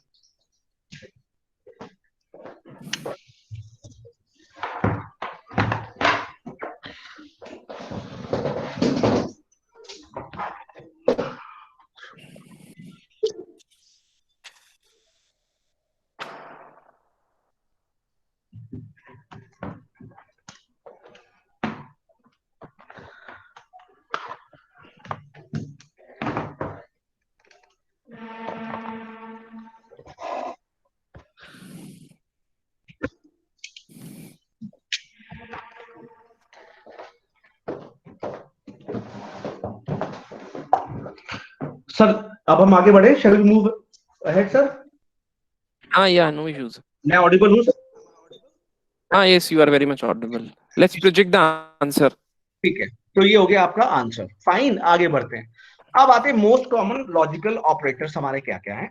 तो हमारे कॉमन लॉजिकल ऑपरेटर्स जो आपने पहले भी पढ़ रखे, equal to, not equal to, less than equal to, greater than equal to. तो ये स्टैंडर्ड न्यूमेरिकल ऑपरेटर्स. जैसे मैंने यहाँ पे दिया column name not equal to. मतलब नॉट इक्वल टू का मतलब मैंने कहा roll number not equal to 4. I don't want, मुझे roll number 4, I don't want, ये बच्चा मुझे बिल्कुल पसंद नहीं है. I don't want this person to come to my class. तो दिस मींस मैंने क्या एक कंस्ट्रेंट लगा दिया, where roll number is, select roll number from student where roll number is not equal to 4, या ऐसा कुछ कंस्ट्रेंट लगा दिया. तो दिस मींस यहाँ पे कॉलम का नेम और नॉट इक्वल टू ना, ये समझ में आ रहा. अब बिटवीन देखो, बिटवीन का क्या मतलब है. कॉलम नेम लिखेंगे यहाँ पे हम, मैंने मुझे वो रोल नंबर चाहिए विच आर बिटवीन 1 एंड 10. तो इसका क्या मतलब हुआ कि सिर्फ वही बच्चे उठ के आएंगे जिसका रोल नंबर 1 है और 10 के बीच में है. मतलब 1 भी इंक्लूड होगा, 10 भी इंक्लूड होगा और बीच के सारे इंक्लूड होंगे. क्लियर. नॉट बिटवीन, तो नॉट बिटवीन का मतलब 1 और 10 नहीं चाहिए, 1 से लेके 10 तक नहीं चाहिए, बाकी सारे बच्चे चाहिए. इन का क्या मतलब है. इनका जैसे मैंने कहा where column name where roll number in. मैंने स्पेसिफिकली हेड सर को फोन किया. मैंने कहा सर आपकी क्लास के ना कुछ बच्चे बहुत अच्छे हैं. तो उन्होंने बोला नाम बताओ. मैंने कहा सर नाम तो नहीं पता, लेकिन उनके रोल नंबर पता है. Roll number 2, role number 4, roll number 6. तो रोल नंबर इन, तो जैसे उनको रोल नंबर इन हम क्वेरी लगाएंगे तो सिर्फ वो कौन से रोल नंबर सेलेक्ट करेगा, 2, 4 एंड 6 को. बोलो यहां तक बात समझ में आ रही है. ये सब करके देखेंगे, अभी बस आपको देखना है. ये सब करके देखेंगे हम लोग. क्लियर है आपको और यहां तक. जितने भी ये कीवर्ड्स है ना, बिटवीन हो गया, नॉट बिटवीन हो गया, इन हो गया, या जितने भी आपको लॉजिकल ऑपरेटर्स बताए गए हैं, इन सब पे स्पेसिफिक क्वेरीज के अंदर क्वेश्चंस पूछे जाते हैं. अगर कोई कॉम्प्लेक्स क्वेरी होगी तो क्वेरी का कोई पार्ट ऐसा हो सकता है कि जिसमें ये कीवर्ड्स होंगे और उसके बेसिस पे आपको फिर आंसर फैच करना होगा. So again it's very very important. अभी किसी को कोई डाउट है बिटवीन में, नॉट बिटवीन में या इन में, या कोई लॉजिकल ऑपरेटर नहीं समझ में आ रहा, तो प्लीज आंसर क्वेश्चंस पूछ लीजिए आप लोग. बहुत जरूरी है डाउट्स क्लियर करना. Any doubts? Anyone, Any any doubt? Doubt? या तो सब समझ में आ रहा है या तो कुछ समझ में नहीं आ रहा. रिप्लाई करो, समझ में आ रहा है या नहीं आ रहा. रिप्लाई तो कर दो जल्दी से ना, आगे बढ़ते हैं फिर. बताओ जल्दी से, रिप्लाई कर दो. अभी तक Abhinav Gulati and Harshit Saxena has written no doubt. ठीक है, आगे बढ़ते हैं सर, कोई बात नहीं, ओके, आगे बढ़ते हैं. अब चलिए. ये क्वेश्चन सॉल्व करो भाई, चलो.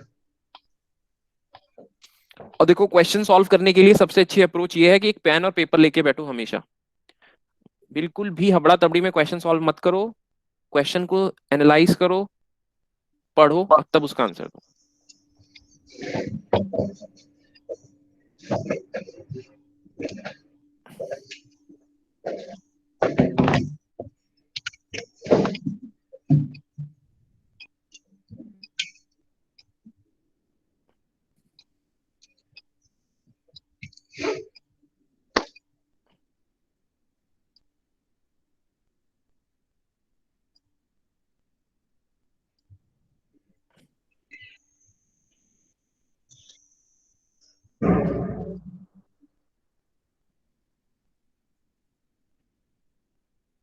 Okay. Sir, we have received 6 or 7 answers and they all are writing D. They all are writing D. D. Fine. Option D is the correct option. Only 6 and 5 answers. Now they are increasing. I mean, initially somebody has written D and then followed by 6 or 7 students. So the correct answer is B. It's B, it's not D. और आपकी गलती नहीं है क्योंकि अभी आप पहली पहली बार पढ़ रहे हैं। तो बेटे देखो, इस अब आपको मैं समझाता हूं कि भाई इसमें और इसमें ऐसा क्या था जो आपने गलत कर दिया। तो गलत सिर्फ इतना है बेटे कि जब भी हमने क्या बोला कि we need to find student from IT और एमसीए, या तो आईटी का बच्चा हो या एमसीए का बच्चा हो, हैविंग मार्क्स बिटवीन 42 एंड 50। ठीक है, बिल्कुल ठीक है, बोथ इंक्लूसिव मतलब वो तो मैंने बता ही चुका आपके। Which of the following query is appropriate. देखो बेटे इसमें और इसमें सिर्फ एक फर्क है, जब हम डिपार्टमेंट नेम लिख रहे हैं ना, कॉलम का नाम department name is equal to IT, तो हमें साथ में दोबारा फिर से department name is equal to MC देना पड़ेगा। यहां पे सिर्फ और लिखने से काम नहीं चलेगा, यहां पे एरर प्रोड्यूस हो जाएगी बस। और मैं ये समझता हूं, इसमें मैं आपकी गलती नहीं मानता क्योंकि अभी आप पहली पहली बार कर रहे हैं। क्लियर? तो अब आप समझ लें कि यहाँ पे आपको अगर डिपार्टमेंट नेम दूसरा देना है तो आपको लिखना पड़ेगा एक्सप्लिसिटली और department name is equal to MC, साथ में फिर आपने लिखा एंड, और क्या होना चाहिए, marks should be between 42 and 50। बोलो यहां तक समझ में आ गया आप लोगों को? किसी की कोई गलती नहीं है। I am really happy that you have given answer. बस Somebody has Daksh has written sir option B में between is in small letters. SQL is not a case sensitive. आप small लिखो capital लिखो doesn't matter. ठीक है? मिल गया answer आपको? Daksh, हाँ he has written okay sir. ठीक है, फाइन, गुड। आगे बढ़ते हैं दक्ष। अब देखो कुछ स्ट्रिंग के कंपैरिजन फंक्शंस हैं और ऑपरेटर्स हैं। ठीक है, अब देखो देखो सबसे पहला इक्वल टू, जैसे मैंने कहा वेयर नेम कॉलम नेम, मतलब यहाँ पे कॉलम नेम का मतलब मान लो नेम है, कॉलम का नाम नेम है, where column name equal to Rohit, तो वो रोहित से कंपेयर करेगा। अब यहाँ पे सबसे ज्यादा इंपॉर्टेंट दो चीजें हम लोग पढ़ेंगे, लाइक और नॉट लाइक, और इन और नॉट इन। ये बहुत इंपॉर्टेंट है, इसके ऊपर बहुत सारे क्वेश्चंस आपको पता होने चाहिए और आने चाहिए। तो इसको हम डिस्कस करेंगे स्ट्रिंग के साथ कैसे करेंगे ना। जैसे एक्सप्लेनेशन क्या है, ये केस सेंसिटिव है, मतलब अगर हमने लिखा है where name is equal to ABC, तो ये स्मॉल एबीसी को ही कंपेयर करेगा, लेकिन अगर हमने कहीं एबीसी दे दिया तो वो उसके लिए गलत हो जाएगा। ठीक है, ये केस सेंसिटिव है।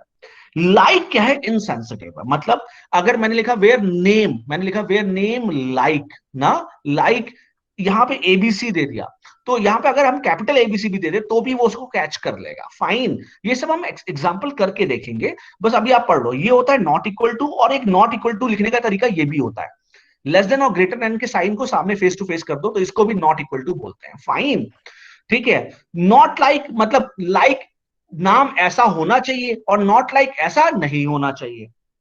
अब आती है सबसे इंपॉर्टेंट, परसेंट और अंडरस्कोर, जो लाइक के साथ यूज होते हैं। फाइन, क्या मतलब है इनका, देखो समझते हैं। Used anywhere in the string to match sequence. मैंने कहा देखो, मैंने एक क्वेरी लिखी, मैंने लिखा select name from student, table का नाम क्या है student, where where where name, जहां पे वो name like, where name like, और मैं सिंगल कोट्स के लिख रहा हूं A%, सिंगल कोट्स के अंदर। इसका मतलब मुझे वो नाम चाहिए जो ए से स्टार्ट हो रहे हैं। A% का मतलब वो नाम जो ए से स्टार्ट हो रहे हैं, तो वो जितने भी नाम जो ए और कैपिटल ए से स्टार्ट हो रहे हैं वो सारे आ जाएंगे। अगर मैंने लिखा %A, तो वो नाम जो ए से खत्म हो रहे हैं, जैसे कनिका और मनिका, सुनीता, गीता, मुनिका। ठीक है, बाकी जो नाम आपको पसंद हो वो तो आप समझ सकते हो। ठीक है, वो आपके ऊपर है। ठीक है, तो वो नाम जो ए से खत्म हो रहे हैं वो आ जाएंगे। अच्छा, अब आती है बात, वो नाम, वो एक तो हो गया। अब मुझे बताना इसका क्या मतलब हुआ। मैंने लिखा P%L, इसका क्या मतलब हुआ, कौन बताएगा, जल्दी बताओ। मैंने कहा where name like P%L, L L है ये एल, बताओ इसका जल्दी से। जल्दी बताओ इसका क्या मतलब हुआ। P%L।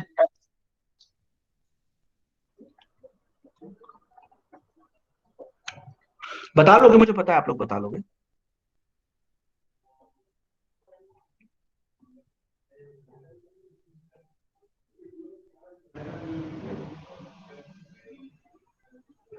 आ रहे सर रिप्लाई? हेलो। हाँ सर, मैं आ रहा हूँ, एक minute. Okay, Vikas Kumar Tiwari has written starting with P and with L, then बस हो गया, प्रियांशी हैज खत्म। Written P very good. Start ending with L. Yes. L L ठीक है। और एक और होता है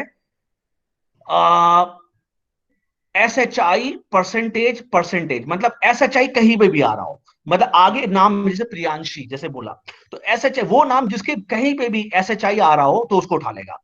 अब देखो यहाँ पे क्या लिखा है, परसेंटेज 80%, तो 80 कहाँ कहाँ आ रहा है, 80 में भी आ रहा है तो 80 भी, एटिक में भी आ रहा है तो 80 को उठा लेगा, कैट में भी आ रहा है तो कैट को, बैट में भी आ रहा है तो बैट भी उठ जाएगा। क्लियर हो गया आपको यहां तक? अब देखो अंडरस्कोर का क्या मतलब है।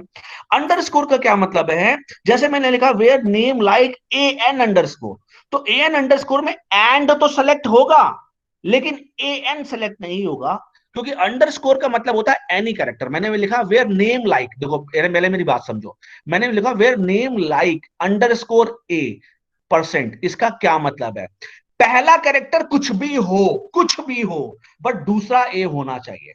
पहला कैरेक्टर कुछ भी हो बट दूसरा ए होना चाहिए, तो अंडरस्कोर ए।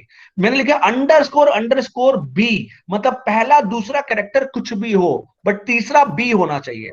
अब यहां पे मैंने क्या लिखा हुआ, ध्यान से देखो, where name like A N underscore, तो एंड आ गया क्योंकि पहला दूसरा ए एन है, तो फिर एन क्यों सिलेक्ट नहीं हुआ, आंसर बताओ भाई, तो फिर एन क्यों नहीं सिलेक्ट हुआ, बताओ जल्दी से।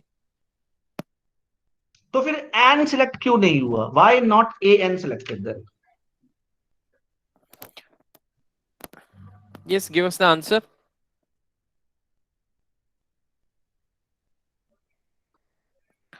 हर्षित Saxena has written third char is missing. Yes very good.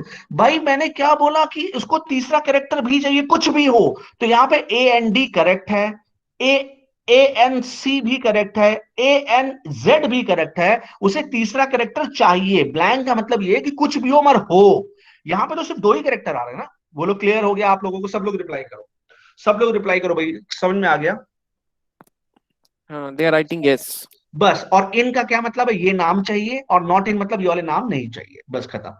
इनका मतलब ये नाम चाहिए, जैसे मैंने रोल नंबर पे लिखा था, ये रोल नंबर चाहिए, और नॉट इन मतलब ये वाले नाम, यहाँ पे क्योंकि स्ट्रिंग है तो ये स्ट्रिंग नहीं चाहिए और ये वाली स्ट्रिंग चाहिए। क्लियर?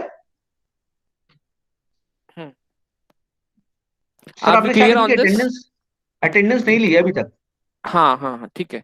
अच्छा चलिए, ठीक है। अब हम आप लोगों को 5 मिनट का टाइम दे रहे हैं। लेट्स सपोज 5 तो बहुत ज्यादा बोल दिया। फटाफट अपना लोग, आप दो लोग मिनट रोल नंबर टाइप कर दीजिए चैट बॉक्स में। 68 स्टूडेंट्स अवेलेबल हैं, सारे लोग लिख दीजिए फटाफट।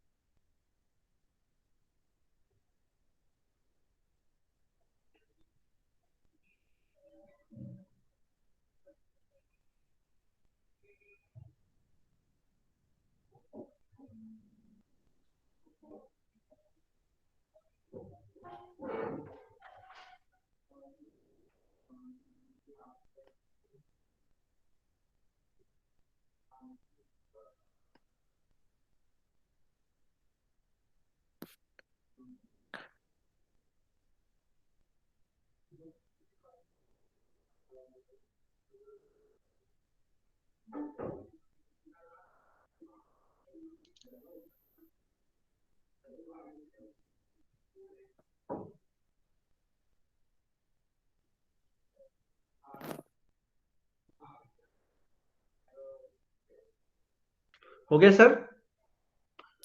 एक बार पूछ अभिषेक लेते सर हैं। हाँ हाँ सर। आगे यस, बढ़े। Anyone who is left with writing the roll number in the chat box last. Okay sir, we can proceed. अब ये क्वेश्चन सॉल्व कर लो, और जो भी बच्चा सॉल्व कर लेगा वो आज की क्लास का सबसे बढ़िया बच्चा। लिख को अब बताओ देखते हैं जल्दी से। कौन कौन अपने आप को बढ़िया बोल रहा है वो। और इस क्वेश्चन में राज छुपा है, राज, राज राज सॉरी।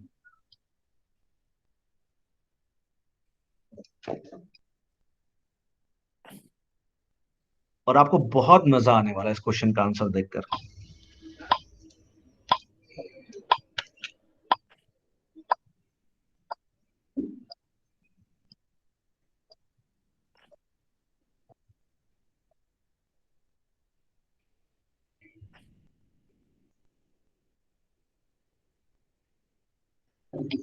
अभी तक 2 बच्चों ने लिखा है option C. C, very good. देखे, और बाकी लोग करो यार। Shivam Verma has written B, Priyanshi C,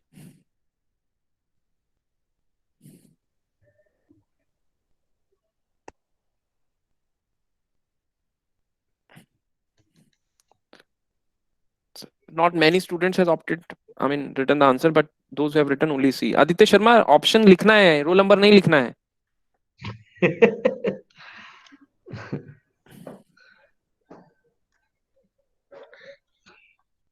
कुशर्ग Agarwal has written C, Harshit has written C, Kasturbai Vajpayee has written, Kaustubhi Vajpayee has written C, Abhinav Gulati, Sameer Malik दे, नंदिनी चौधरी C।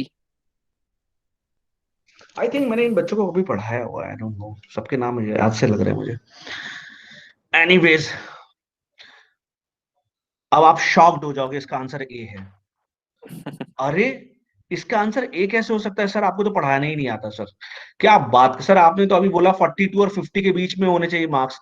यहाँ पे तो 35 और 37 है सर। आपको आता आता कुछ नहीं है, बस आप हमारा टाइम खराब कर रहे इतनी देर से। अब पता चला कि आपको आता ही नहीं कुछ पढ़ाने। तो मैंने कहा नहीं, मुझे आता है थोड़ा सा, मैं पढ़ा लेता हूँ। तो बोला सर फिर कैसे आ सकता है, ये बताइए ना, कंडीशन मैच ही कहाँ हो रही है सर? तो मैंने बोला बेटा, इसकी कंडीशन के लिए ना आपको गेट्स पढ़ने पड़ेंगे, और आप सब दोनों ईसीईएन के बच्चे हो, तो सबको गेट्स आते हैं नहीं? सब रिप्लाई करेंगे। अब गेट्स आते हैं नहीं, रिप्लाई करेंगे। बस दो गेट्स की जरूरत है मुझे, एंड और गेट की। एक ये है और गेट, और ये है एंड गेट। सब लोग सर रिप्लाई करें एक बार ही ना, कि एंड गेट हाँ और लिख गेट तो रहे इनको हैं। आते हैं नहीं? गेट्स तो पढ़े होंगे ना आप लोग ईसीईएन बैकग्राउंड में।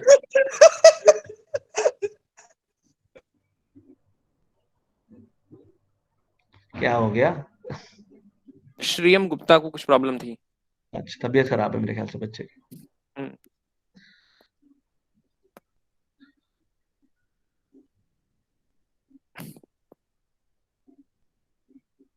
सर कुछ नहीं लिखा है, यस। कुछ नहीं लिखा है हाँ सर? कुछ ही नहीं लिखा है। अरे बाप रे। देखो भाई, और गेट क्या होता है? और गेट मतलब, और गेट क्या होता है? जब दोनों, एक भी इनपुट वन होता है, एक भी इनपुट ट्रू होता है, तो आउटपुट ट्रू होगा, क्योंकि ये प्लस करता है ना। अगर मान लो ये जीरो भी है, तो वन प्लस जीरो वन ही आएगा ना।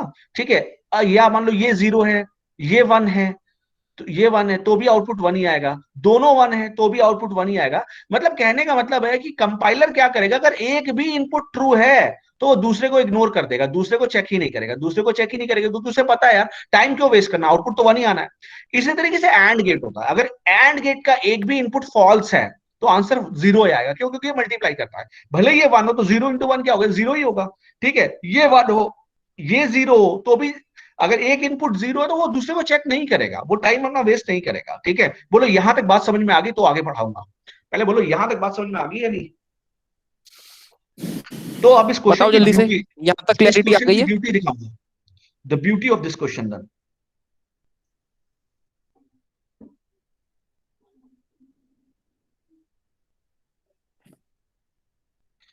आ रहे हैं सर रिप्लाई? हाँ सर, दे आर राइटिंग अभी यस। स्ट्रेंथ कितनी बची है हमारे पास? 65। Very good. चलो, देखो बेटे क्या प्रॉब्लम हुई इस क्वेश्चन में। देखो, सेलेक्ट स्टार फ्रॉम, ठीक है, ठीक है, वो आगे बढ़ा स्टूडेंट। वो वेयर, अब वेयर के पास गया, वेयर डिपार्टमेंट और गेट है ना, where department is equal to IT. उसने सबसे पहले को इसको कंपेयर किया, आईटी है नहीं, तो और गेट में अगर एक कंडीशन फॉल्स है तब वो दूसरे को चेक करेगा। अब वो दूसरे के पास गया, क्या डिपार्टमेंट एमसीए है ना? डिपार्टमेंट एमसीए भी नहीं है। तो अब इसके बाद एंड गेट लगा, और मैंने अभी अभी, और तो ये पूरा आंसर क्या हो गया? अब ध्यान से देखो ना, ये आईटी था पहला कॉलम, पहला रो, ना आईटी था ना एमसीए था, तो एंड गेट का ये जो पहला वाला लेग है वो क्या हो गया? फॉल्स हो गया। और एंड गेट का मैंने अभी अभी बताया कि अगर एक भी लेग जीरो है तो वो दूसरे को चेक ही नहीं करेगा, तो वो दूसरे बाकी सारी कंडीशन को चेक ही नहीं करेगा, इसलिए सीएस वाला कॉलम आया ही नहीं। तो देखो यहाँ पे कहीं CS वाला कॉलम नहीं आया। अच्छा, अभी भी समझ में नहीं आया, तो चलो आगे बढ़ते हैं। अब आगे बढ़ते हैं।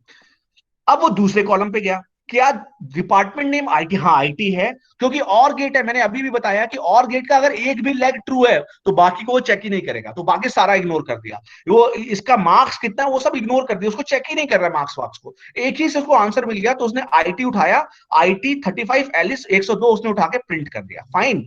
अब वो तीसरे के पास गया, क्या वो IT है? ना। फिर उसके पास गया, क्या वो MC है? ना। तो ये दोनों कंडीशन फॉल्स हो गई, और एंड गेट का कोई भी लेग फॉल्स है तो कंडीशन फॉल्स, तो बाकी को चेक ही नहीं करेगा और कहेगा भाई मैं तुम्हें लूंगा ही नहीं। तो उसने एमई वाला, देखो कोई भी ऑप्शन नहीं आ रहा। अब वो इसके पास गया, CS, क्या वो IT है? नहीं। क्या वो CS है? MC है? नहीं। तो दोनों कंडीशन फॉल्स, तो आगे बढ़ेगा ही नहीं, तो CS को भी नहीं लिया। क्या वो IT है? पहली कंडीशन ट्रू हो गई। जब पहली कंडीशन ट्रू हो गई तो उसने IT वाले कॉलम को उठाया और IT वाले जेन 105 जेन को उठा के उसने एज इट इज प्रिंट कर दिया, बाकी उसने कुछ चेक ही नहीं किया। इसी तरीके से उसने MC मिल गया तो MC वाले को उठा के प्रिंट कर दिया। इसी तरीके से उसने IT वाले मिले, जहां मिले वो चेक कर दिया, बाकी को वो चेक ही नहीं कर रहा कि आखिर आगे है क्या। कंपाइलर इग्नोरेंस, अगर आपको नहीं पता तो आप C लैंग्वेज में आज जाके प्रोग्राम करना एंड और के, आपको सारा कंसेप्ट क्लियर हो जाएगा, एंड लॉजिक के और लॉजिक के, आपको क्लियर हो जाएगा। तो बच्चों बताओ, ये वाला क्वेश्चन अब क्लियर हो गया? बच्चों ये बताओ, ये वाला क्वेश्चन बताओ अब जल्दी से, क्लियर? क्लियर है? दे राइटिंग यस। ठीक है, तो सर 12 बज गए हैं, अब आप मुझे जैसा बोलेंगे। 12 बजे क्लास है? कितने बजे तक क्लास चलती है मुझे पता नहीं, I am sir so sorry. 12-15 तक है। 12-15 तक, I am so sorry, I am so sorry.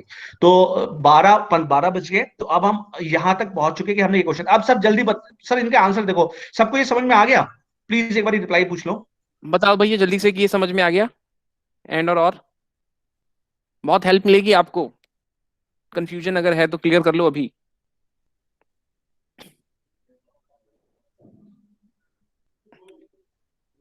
लिख दो भाई, इसमें शर्माने वाली बात नहीं है, सिर्फ यस और नो ही तो टाइप करना है।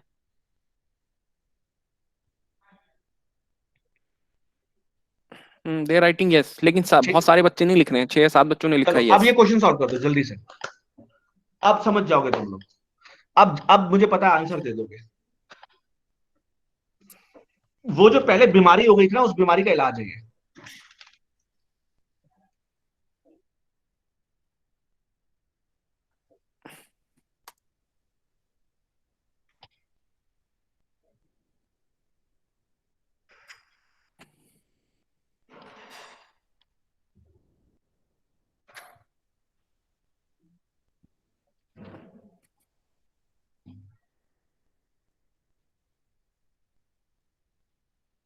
R be getting answer sir? अभी तक तो नहीं है सर एक भी आंसर। कोई बात नहीं, take your time and give हाँ answer, but yes I yes. Want everyone to give answer. How many sir strength is? 63। Okay fine.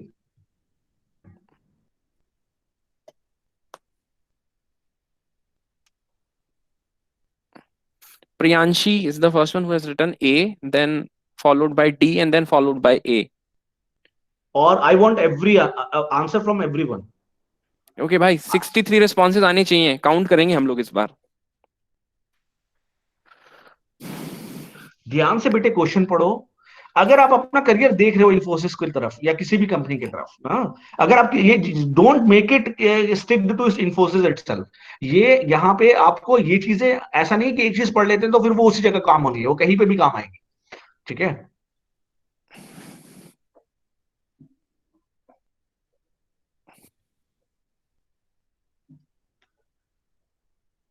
आ रहे हैं सर आंसर अब? हाँ, they all are writing A. A, तो let's see the answer. Answer is A, very good. समझाने की जरूरत है ऐसा रिप्लाई पूछो, नहीं तो हम आगे बढ़ते हैं, क्योंकि कुछ भी नहीं किया हमने, बस ब्रैकेट्स लगा दिया। आई थिंक एक स्टूडेंट है अर्चित, उसको लास्ट वाले क्वेश्चन में कोई प्रॉब्लम थी, तो एक बार उसको क्लियर कर लेते हैं। जब हम माइक ऑन कराएंगे तब पूछेंगे सर, ठीक है? ठीक है ठीक। अब आगे बढ़ जाते हैं।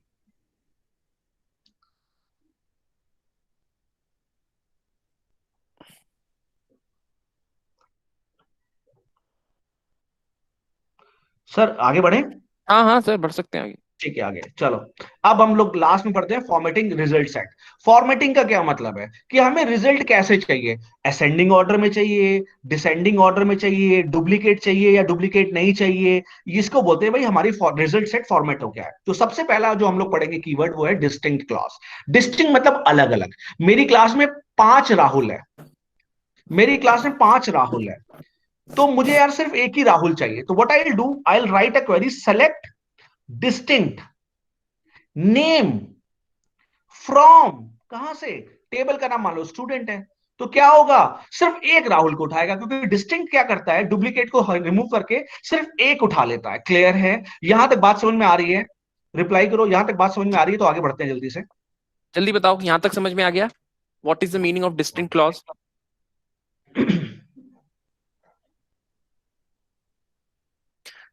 सर आंसर तो यस आ रहा है। ठीक है, बस हो गया। देखो, this clause when applied over column name filter out those column which have duplicate values, जो मैंने आपको बताया।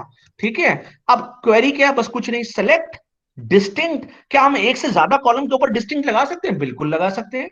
बिल्कुल, एक से ज्यादा कॉलम पे आप डिस्टिंक्ट लगा देंगे तो वो डिस्टिंक्ट वैल्यू देगा। अब आपको एक एग्जांपल देता हूं। मैंने बोला राहुल के मार्क्स है, ये है नेम, कॉलम का नाम है नेम और ये है मार्क्स। अब आप देखिए कौन आंसर देता है, कौन है इस क्लास में बहुत ही ब्रिलियंट। राहुल, राहुल 40, भाई 4 राहुल हो सकते हैं ना क्लास में, राहुल 30 और राहुल 40। अब मैंने लिखा सेलेक्ट डिस्टिंक्ट, यहां पे कॉलम का नाम दिया नेम और यहां पे नाम दिया मार्क्स, तो बताओ क्या आउटपुट आएगा, जल्दी बताओ क्या आउटपुट आएगा, कितने रोज आएंगे, बस इतना बता दो, चलो नंबर कितने रोज बाहर आएंगे, बताओ व्हाट जल्दी will say. B, what sir will be the Priyanshi, number of rows. Ayush and they are writing 2। Very good. Very good, very good, क्योंकि राहुल 30 और राहुल 30 डुप्लीकेट हो गया। ठीक है, इसलिए इन दोनों को वो हटा देगा, राहुल 40 यूनिक है, राहुल 40 यूनिक है, तो उसको बाहर निकाल लेगा। क्लियर हो गया? क्लियर हो गया? अब आप लोगों को समझ जाओ, रिप्लाई करो भाई, समझ में आ गया आप लोगों को? रिप्लाई करो बच्चों। अभी तक एक बच्चे ने लिखा है yes sir.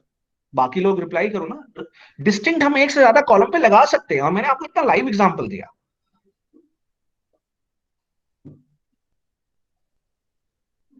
Sir somebody is writing sir Rahul 40 unique क्यों है? Very good, Rahul 30, Rahul 40, Rahul 30, Rahul 40। अगर मैं लिखूं सेलेक्ट, यहां पे एक कॉलम देता, मैंने लिखता सेलेक्ट नेम फ्रॉम स्टूडेंट, तो सिर्फ नेम में 4 राहुल है तो एक नाम, एक राहुल उठाता। लेकिन मैंने सेलेक्ट सिर्फ नेम नहीं लिखा, मैंने कहा सेलेक्ट नेम कॉमा मार्क्स। अब मैंने यहां पे 2 कॉलम के नाम दे दिए। अब नेम कॉमा मार्क्स का वो कॉम्बिनेशन बनाएगा, तो राहुल 30 एक कॉम्बिनेशन अगर बन गया तो दूसरा राहुल 30 क्या हो जाएगा, डुप्लीकेट नहीं हो जाएगा, तो इसको वो डिस्कार्ड कर देगा। और राहुल 40 अगर एक कॉम्बिनेशन बन गया, क्योंकि अब ये डुप्लीकेट नहीं है, राहुल 30 अलग है, राहुल 40 अलग है, तो दूसरा राहुल 40 डुप्लीकेट नहीं हो जाएगा। मुझे बताओ आप मुझे बताओ जिसने क्वेश्चन पूछा था, समझ में प्रियांशी आ गया? सक्सेना, अभी समझ में आ गया।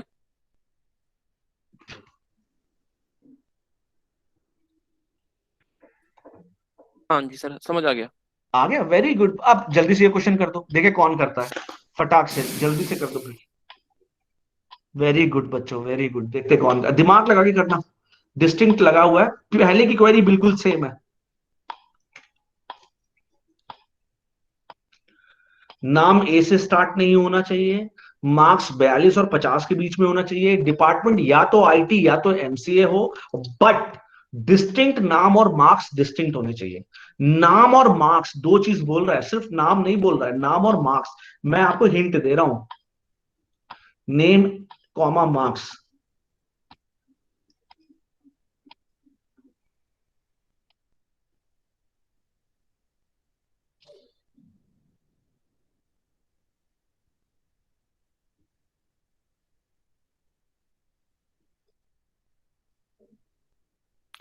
सर 3 बच्चों ने ऑप्शन लिखा है, 2 ने लिखा है डी और एक बच्चे ने लिखा है सी। 3 से काम चलेगा ही नहीं सर, इधर they are not interested. Strength क्या है सर हमारी? 55। ठीक है,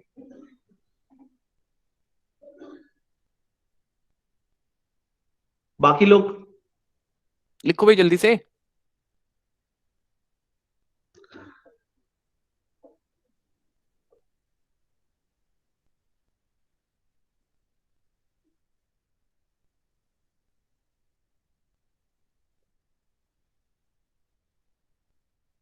सी is the answer, they all are putting सी।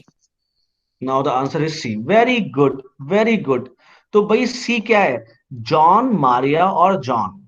क्योंकि ये यहाँ पे 2 बार जॉन आ रहा है, आ सकता है एक जॉन के साथ 43 है और एक जॉन के साथ 42 है, इसलिए ये 2 बार जॉन आ सकता है। और मारिया, यही 3 ऐसे रोज हैं जो ये सारी क्राइटेरिया को फॉलो कर रहे हैं। या तो इनका डिपार्टमेंट आईटी और एमसीए है, या तो इनके एंड इनके मार्क्स 42 और 50 है, एंड इनके नाम ए से स्टार्ट नहीं हो रहा है। क्लियर है? तो सर अब मेरे ख्याल से टाइम बचा है लास्ट का 5 मिनट 6 मिनट, अगर अब हम यहाँ पे क्लास वाइंड करते हैं, और अगर हम इनको कुछ क्वेरी पूछनी है तो पूछ लें। ठीक है सर? ठीक है सर। सर स्ट्रेंथ कितनी है अब? 55। ठीक है, चलिए।